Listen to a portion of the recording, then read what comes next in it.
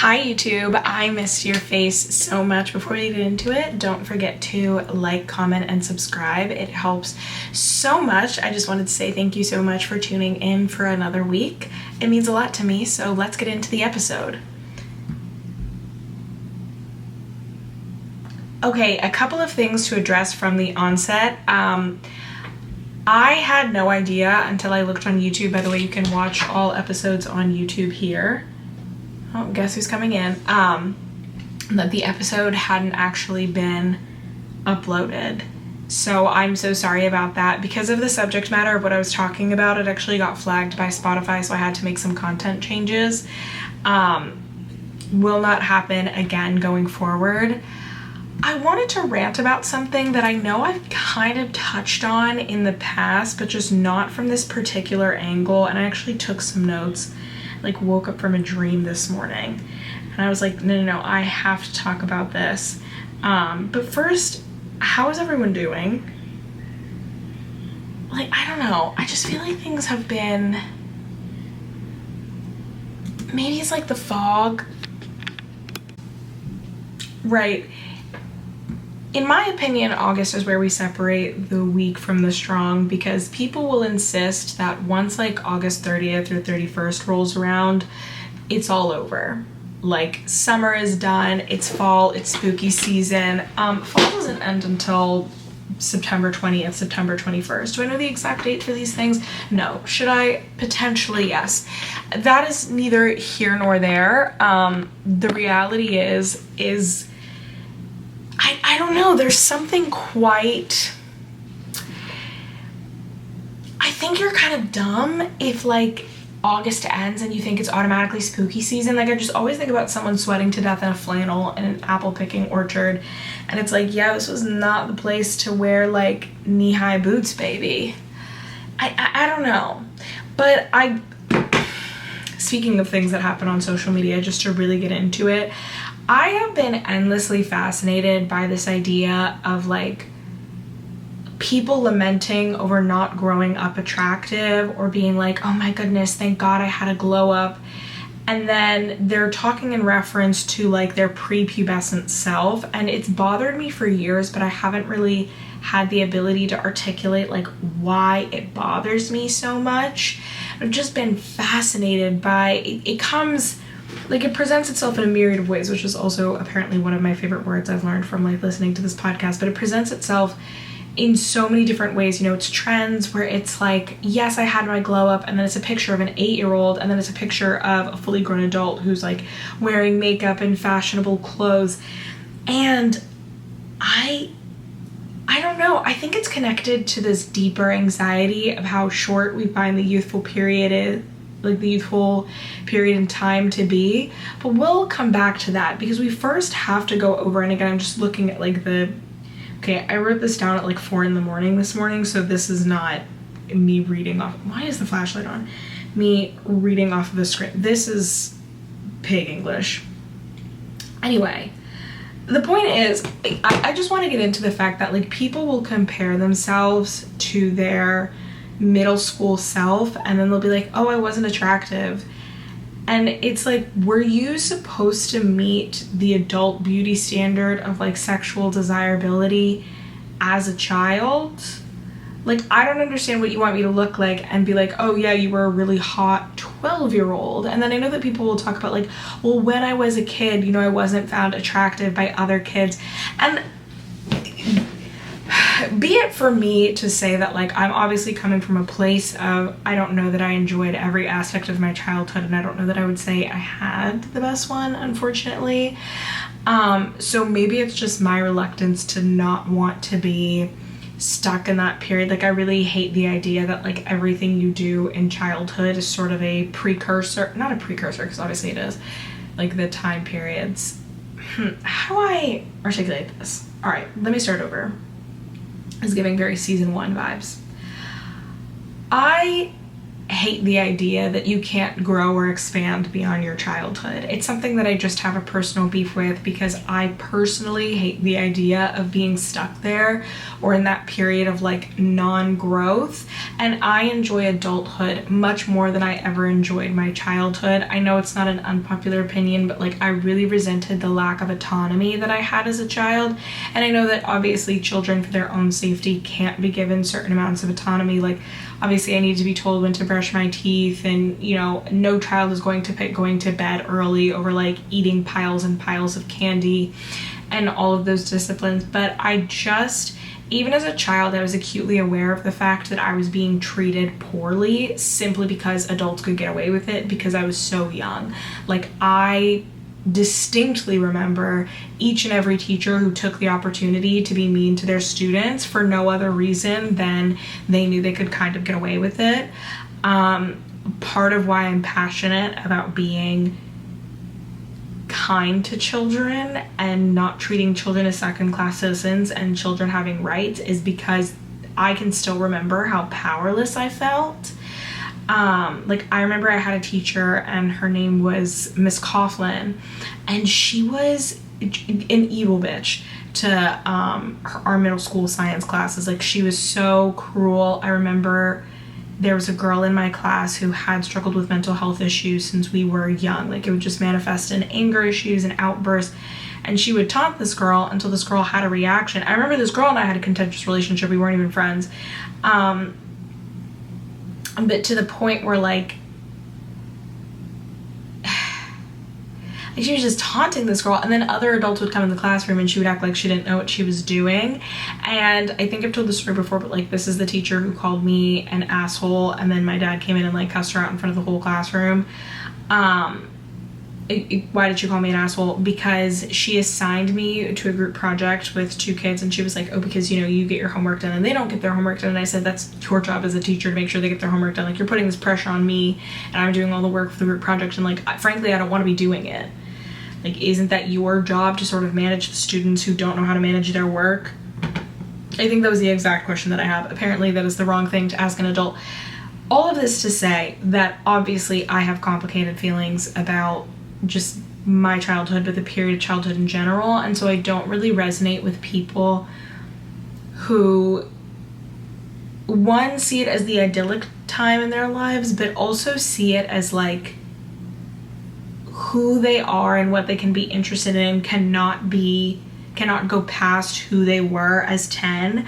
But back to this idea of like, well, other kids didn't find me attractive in middle school. You're only a child for a very short amount of time, and then you spend the rest of your life in adulthood. And I would just argue that we're misusing the term late bloomer when we talk about attractiveness, because it's one thing to not be attractive for like the majority of your 20s and then to suddenly become very, very attractive in your 30s. But if you just didn't grow up being the most popular girl in school, which again, most people aren't. Like I know everyone feels alone in their adolescence and they feel like, oh, everybody is super cool and pretty and popular, but I've tried to explain to my siblings and to any young person I can talk to, what you're feeling is what all of your peers are feeling. Very, very few people in their youth will understand what it's like to be pretty and popular and to not have flaws. And even those kids still feel a high level of insecurity that just comes with puberty and growing up, especially growing up in our society. And so this like undue like self-pity that 99% of the population engages in, because they're like, oh, I wasn't the coolest kid in school. And it's like, right, but that is the common experience. Like that's the thing about popularity, is exclusive, and so it just wasn't happening to the majority of the population. And so this idea that you're kind of a fully fledged adult, because it makes sense to me when like an 18 or 19-year-old, or honestly even someone throughout college, kind of reconciles like, I didn't get a lot of attention in high school and I'm getting a lot of attention in college, fine. But I find this conversation to be very weird and bizarre once you get to the point where it's like, you've been an adult for a decade. Like I'm 28. 10 years ago I was 18. I was not the same kind of adult that I am now. I was still very much a child in some ways, but I'm pretty far removed from middle school, when, not for nothing, I was not considered like, well, I guess I was never considered ugly, but I was considered so weird and strange that like that certainly perceived in boys wanting to talk to me. and then of course like not being the beauty standard in like a PWI environment. And so it's not like I don't get it, but I've always kind of bristled at the importance of like, I am going to base so much of my adult identity over who I wasn't as a child. And instead of like, what do the people say? Like healing your inner child and trying to overcome that. And like like doing all the things you wanted to do, it's like kind of always holding up your 12-year-old self and being like, look who, look how far I've come. And then it's like, again, do you want people to look at this picture of you as a youth and be like, smash? Like, I don't get it. And so when I say that this goes back to this like preconceived notion, this cultural anxiety that I've talked a lot about in past podcast episodes, just walk with me here. I know it's not all making sense now, but it will make sense by the end of the episode, where I've talked about people wanting to shorten the lifespan of youth. Youth, not just in terms of age, but also youth in terms of what we culturally understand it to be, like the period where you get to be carefree and make mistakes and, if not free from responsibility, then sort of free from monotony. And because we tie things like monotony, structure, routine very much to this idea of being older or more mature. There's a whimsy that comes with being young. And I've talked about how people will get to 25 and completely give up on themselves. And if you remember, one of the recommended readings from weeks and weeks and weeks ago was an opinion piece from The Guardian. And I'd like to just read one of my favorite passages. Again, I think I recommended this like a year ago at this point. But it's called Beware the Beige-fluencers, Cheerleaders for a Life of No Surprises by Sarah Manavis. And one of my favorite passages is, when the world feels tumultuous, people reach for what seems like control. But I'm not sure that the appeal of these insipid beige-fluencers can be entirely explained by a yearning for stability. There's a quiet conservatism in the valorization of their routines and a sanctimonious tone adopted by those who follow them. This fits with a less reported narrative emerging about Gen Z. Despite their reputation for social liberalism, many young people champion a more puritanical approach to things such as sex, dating, and drinking. Heteronormative, conventional lifestyles have long been regarded as more socially acceptable than straying from this path, but conventionality has now been granted a pious, aspirational element, as if this isn't how people have been encouraged to live for centuries. All of this feeds into pre-existing fear and caution around trying anything new. Leading a boring, low-risk life is easier than going out in the world and trying to lead an exciting one, and it only becomes more appealing when that safe line is treated as morally superior. And then ...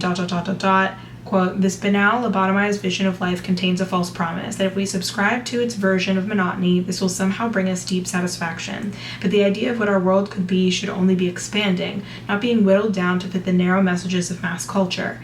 Even if it does feature morning workouts and early bedtimes, life shouldn't be so rigid and boring. It should be diverse and fulfilling. It should be fun. We should be wary of those trying to convince us that anything less is the best the world has to offer, end quote. And so I say this one to bring up like what Sarah Manavis talks about, like the pious nature of these routines, but also that we associate that type of monotony with being old. Like what's not mentioned in the article, but I've talked about at length, is whenever people talk about this version of like, I'm so old and I'm just an old person, what they mean is that they're no longer trying anything new. And so when I say I really brittle at this idea of like you can't grow beyond your childhood, many people see the only times they were ever young in their life as when they were a literal child and when they were a brand new adult trying to figure things out, and they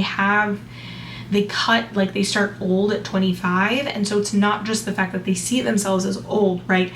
It's this idea that they see themselves as like rigid and boring and no longer able to partake in something new.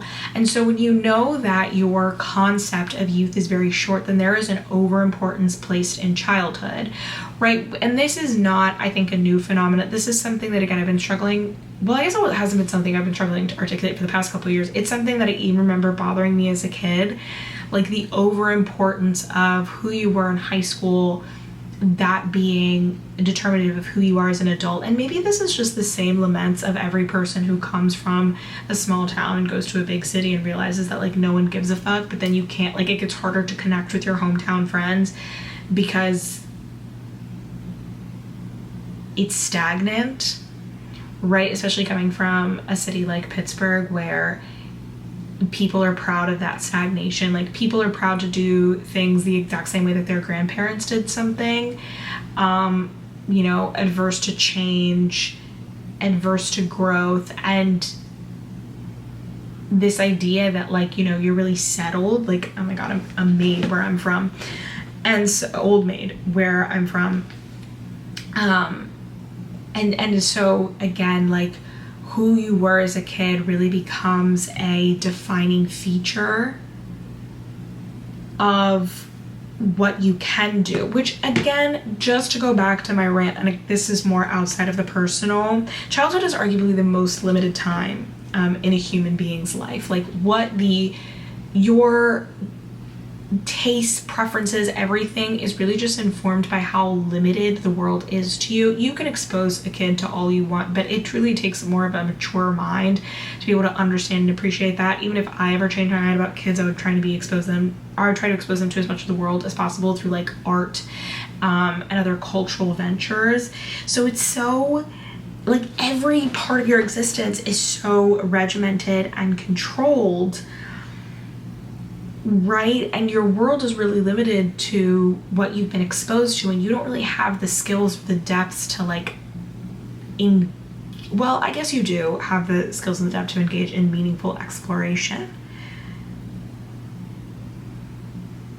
Okay, but back to what I was saying, the laments of, like, I think every person who grew up in small town America, not that I grew up in a small town, but I feel like I did.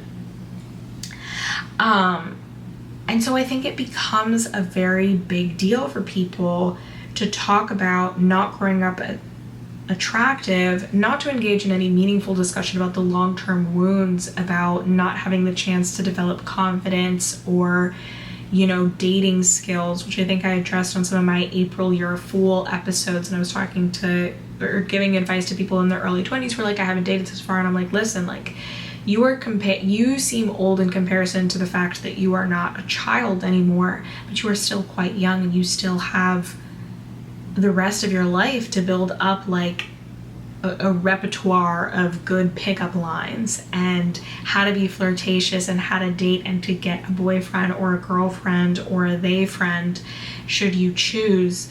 And it's not all over for you because you didn't hit these milestones at 18, especially because I will note that Gen Z is prolonging the period to, like, have their first kiss and have sex and all of these things later and later. So if you find yourself, like, I really just, statistically, if you are in your early 20s right now and, like, you haven't had a relationship and you haven't had sex and maybe you haven't kissed someone, like, you're not out of the norm, even if it feels that way, like, because statistically that's not happening for your peers either, in a way that would be very different for, like, our parents' generation if they had said, I'm in the position of not having had a first boyfriend by 22, right? Like, that is becoming more common now.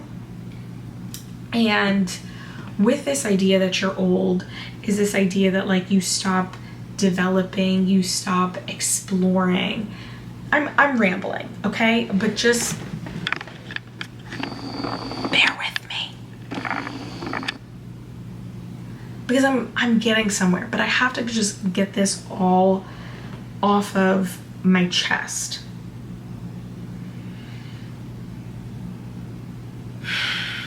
Right. When you see yourself as unable to grow past the period of your youth, then who you were not achieving at all. Right. Teen shows. That's where I was going.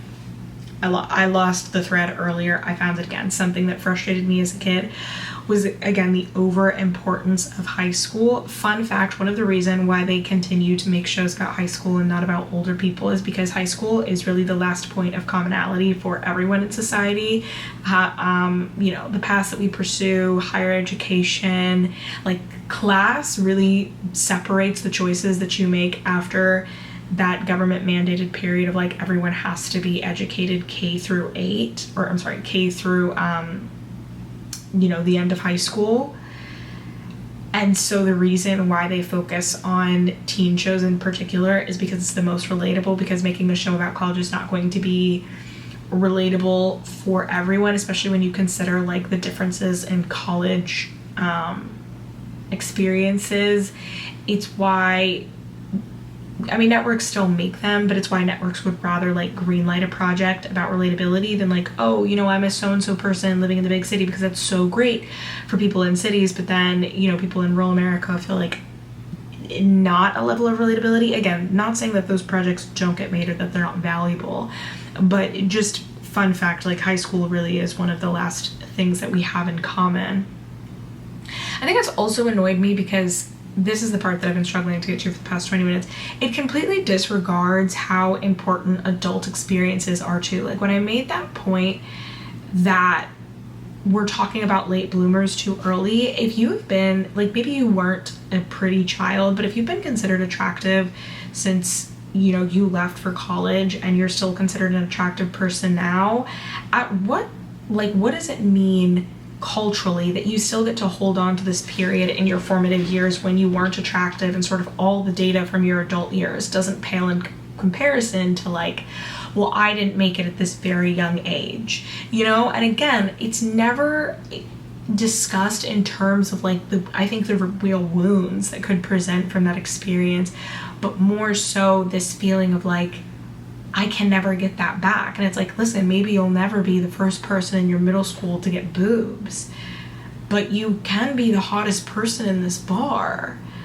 Why is being the hottest person, like, why is that not as big of a deal to you as it was when you're a kid? And there's a complete devaluation of adult experiences. I just think, again, back to what I also discussed in other podcast episodes, that like right in our current point in time, the zeitgeist is very much not wanting to engage with the fact that people live in 2025, see like my, you know, the rants about timelessness and this nostalgia.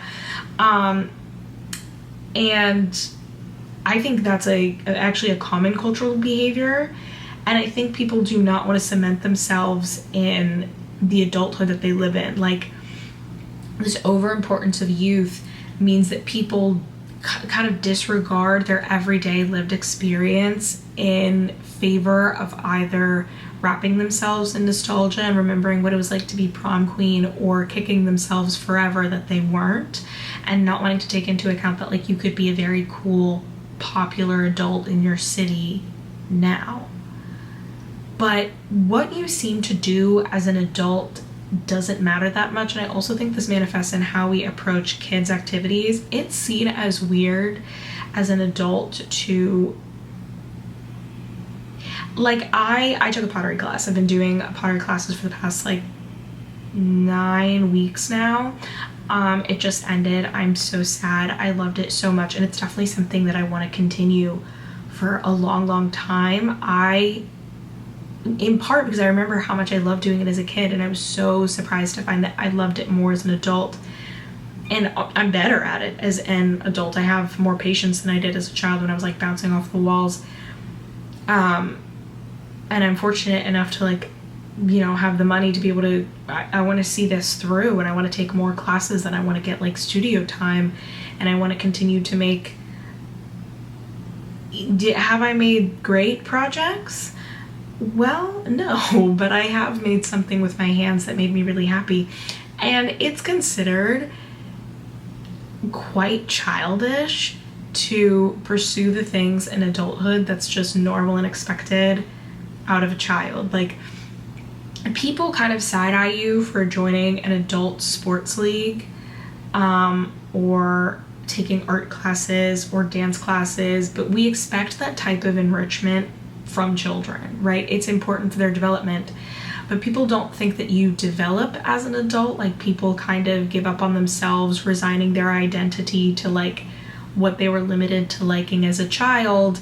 And then they take all of that passion and that creativity and they just put it into their offspring, which I don't think it's a bad thing to like give your kid the most, but it's coming from adults who are like, we all know the parents who just kind of gave up on themselves and they put their all into their kids, and that's what you're expected to do. Like, you're somehow expected to give your kids the social life and the enrichment that like you kind of refuse to give yourself in adulthood, and in doing so place the same parameters that have limited you in life by saying like, this is the only time you can enjoy this, right? Like, this is the only time that you can freely pursue interests in music or the arts or, you know, sports, other forms of physical movement,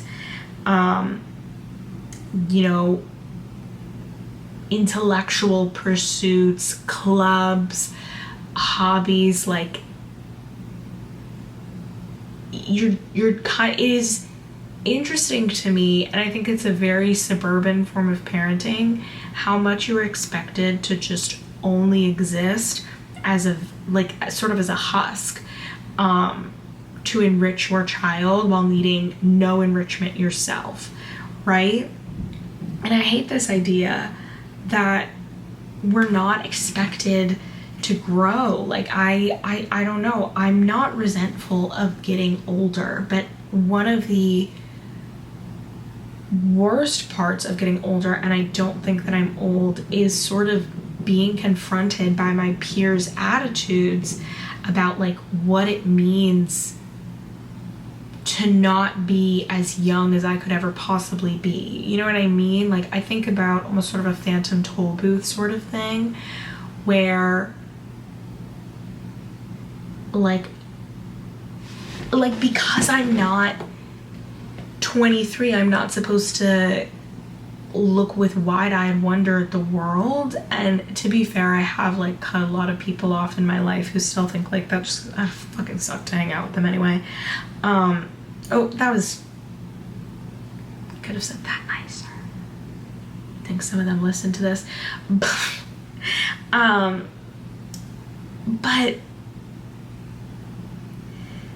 yeah, I don't know. Like, and if you're like, Alex, you still haven't made the point about, you know, not being attractive as a kid. I'm still getting there. People don't find anything new about themselves to define themselves by, right? Like, this was a problem that I encountered a lot when I was single and dating, is you would sort of, which for reference, the last time I was single was 25, right? And so I think that's far enough into adulthood where you should ordinarily be expected to grow past like I would be like, what do you do for fun? Or like, what are you into? And they would be like, you know, it's one thing to say I've been into this since I was a kid, right? Like, I personally have played Temple Run every day since I was 14 years old, and will play Temple Run every day until that app is removed from my phone and I am unable to download it again in the App Store. It's something that I've been passionate about. A phone app game is something I am legitimately passionate about. By the way, you will never be able to beat my high score. I challenge anyone this. If you think your high score is higher than mine, $500.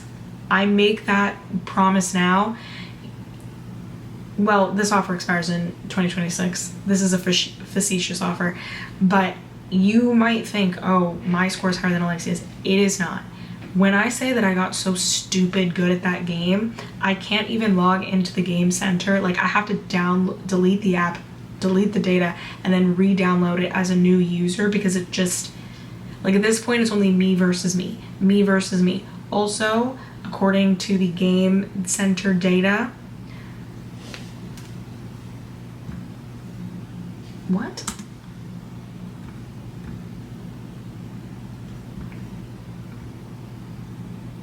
Ooh, little malfunction. Also, according to the game center data, I'm in the top 1% of players and scorers. Are you? No. Back to what I was saying. It was one thing to meet someone who was like, oh, I've been passionate about this since I was a kid, but you would just have someone sort of be like, oh yeah, I like this as a child and I don't know what I like now. And it's like, you don't want to figure it out. And the sad truth is that no, like I'm going to turn 30 and a lot of people just kind of give up. Not everyone, not a majority of people, but enough people that it's like, wow. On a more sentimental note, I did not expect the schism in adulthood where it's like impossible to maintain personal relationships with those people because it's just like you're a stagnant pool of water and algae is just suffocating the life inside of this, pond, and the fish, their carcasses just litter the water. And you're fine being a stinky, sewagey mess, just happy to accept like new movement in the pond when there's sewage runoff. You act like it's something that's sort of been imposed on you by topography, but actually at any point you could just make a wave in the water and get rid of all of this, and you just kind of want to remain stuck. And I guess there's no social movement for you to be a cool or interesting person because the pursuit of bettering oneself is seen as a little bit childish, and our society also so strongly devalues the arts. And I will say it, one of the ways we devalue the arts is making it seem like it is only something that can be enjoyed by children. There's nothing wrong with instilling a love of like dance or artwork in children, but the fact that like the primary audience for ballet is like people who are exposed to it as kids, and then also children, as if it's not something like the complexity of which can honestly be best understood and appreciated by adults. Not that there isn't value in it for kids. Maybe that wasn't the best example, but it's weird that the arts are presented as something that like adults cannot meaningfully take part in. And I'm not saying, like, obviously I know that there are hundreds and thousands of museums in this country. It's not what I'm talking about, but I'm just talking about that, like, what would the administration call them? Like the everyday real American, not the perhaps snobby, coastal elite that I definitely am and that you may culturally resonate with by listening to this podcast. Anyway. Yeah, I don't know. I love making new friends, and I feel like I've been so fortunate to make so many new friends of people who actually want to move and grow and approach life with the same zest, because some people just completely give up on themselves and then they just kind of expect their child to imbue that like magic in their lives, and it's like, again, a child is a beautiful thing. It's a wonderful thing, but it's like, and do you the way that you're raising them and the expectations for yourself means that like that child will never be able to maintain that sort of whimsy that you love about them so much right now, because you'll have completely killed their enthusiasm for it by the time they're 15 because you don't maintain it yourself as an adult, And I do hope that became more clear at the end of this rant. I hope it made sense. We're really going on a lot. I think this is a very old-fashioned one-take wonder episode in many ways, because we just went a lot of twists and turns, and it sort of leaves off with me wondering, like, Matthew's trying so hard to get into this room. I've barricaded it with weights. He's not getting in here. And another thing that I kind of wanted to talk about this whole, like, I wasn't attractive as a kid, is I also think it's very cruel to look at past versions of yourself. And I think that is something that's very much part of our zeitgeist, is we are this reluctance to be cemented in this place and time also means that we're very hostile to anything that is so clearly a product of its time. Like, that's why 2016, which was one of my favorite years, and the sort of the anti-2016 propaganda of like, I hate the 2016 makeup and I hate the 2016 fashion, and that's because it looks so distinctly 2016, people do not like to look back at photos of themselves and realize that they were cemented in a place and time when one of our cultural values right now is this pursuit of like timelessness, which again is very much aesthetically an indication of like, you know, 2021 to the present. But still, you cannot convince people of this truth. And I don't know, I can't imagine looking at baby me and being like, you're not hot enough for the now. Also, like, you weren't even done with puberty. You might not have even started puberty. Like, I don't know. Have I fully articulated why this bothers me so much? No, I don't know that I did it justice, but I know that it's something that like deeply pisses me off. I hope this makes sense. I hope this wasn't just going in a lot of, like, I hope this wasn't a word salad sort of thing. I do feel like that's one talent that I sort of built up in the past, like, 2 years, is just being able to, like, getting better at spitting more coherently wrapped up ideas off the cuff, and this one feels less of that and more so of the way that I used to approach, like, earlier episodes, but I don't know. It is what I have to say, especially as I work on that like longer project. You know, like, is clocking on business?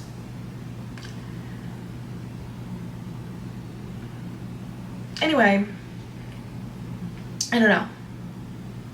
Something to think about.